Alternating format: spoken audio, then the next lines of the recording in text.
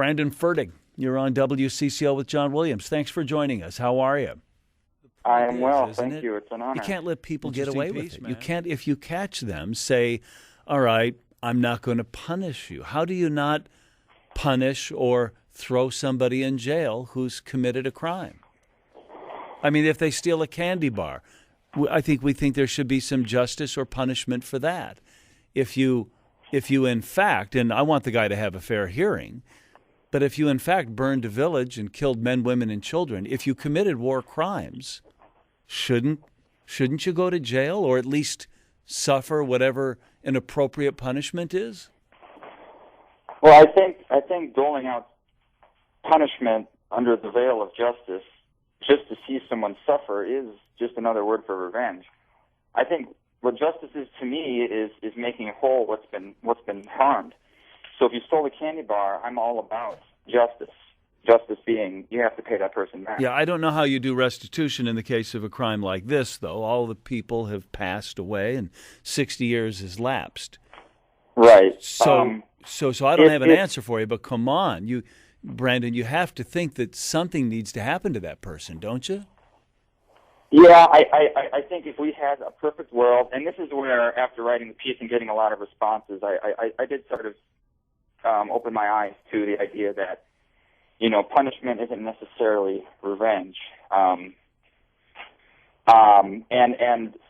in thinking along that way, it got me to think that, okay, if we lived in a perfect world, a trial for this guy would be appropriate.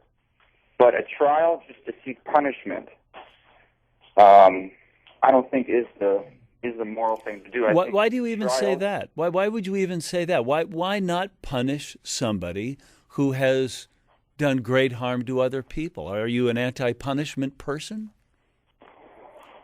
Yeah, I guess you could say that. I mean, punishment is, I guess I could.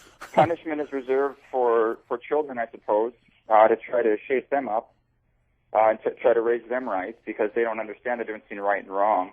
Now, if someone's a threat to society, lock them up. And I think a lot of people misunderstand me when I explain my views on justice that way. If they're a threat to society, lock them up. But this guy isn't. And again, I'm not about not having restitution. So if and this is a huge if, by the way, if he is found guilty in a fair court of law, which I'm not an international law expert, but to find someone guilty 70 years after the fact with no witnesses, I find it very, very difficult. Well, there are still some. Well, all right, we won't try him here, but I'm a lot more optimistic that he could get a fair trial and could be found guilty, and that would be just. But okay, but never mind that. And let's say we had a perfect trial and he was found guilty. He did these things. What I think the right way to handle it would be is to, it wouldn't be to take away his freedom for the rest of his life. It would be to try to restore what he did the best he could. And maybe that's make him give half his estate to Holocaust Survivors Fund or something like that. But it would be something that would be restorative. It would be repair. It'd be something that would try to make whole the wrong that he did. It wouldn't just be hurting him because you're just adding pain to the already bad situation. I understand the fruitlessness of punishing this guy or jailing this guy all these years later. But, I think you should also think about it this way.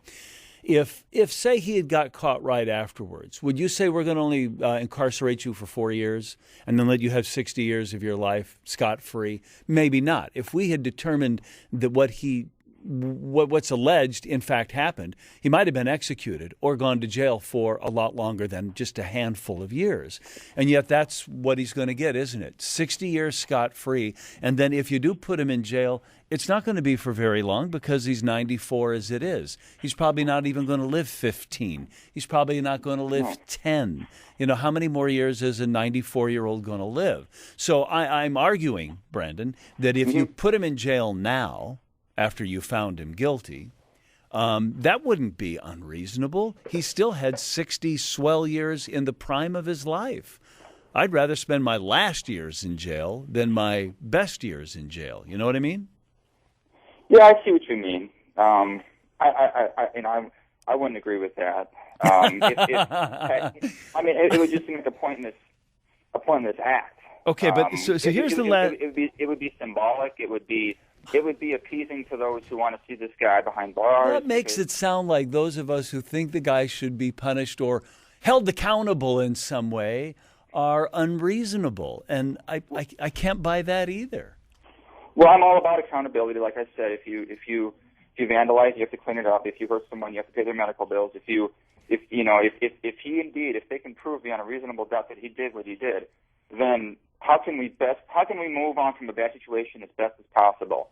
And is it just to simply take away his freedom and then take away his grandkids' ability to see their granddad, or et cetera, et cetera? Well, I think some people would say that's fine.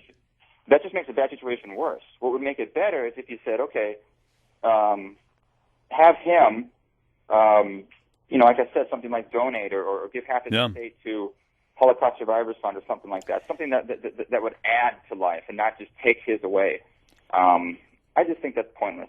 I mean, I know people think that's very insensitive, but again, if this guy would have been caught, to get back to that point, at the time that he did it, and incarceration would have been the appropriate thing. But I only advocate incarceration if someone's a threat.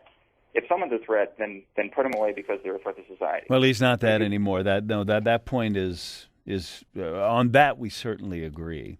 And I think the last paragraph, he may have once been a monster, but he's not anymore, is a really interesting thought. How can you be that and then be this? But he's got 60 years.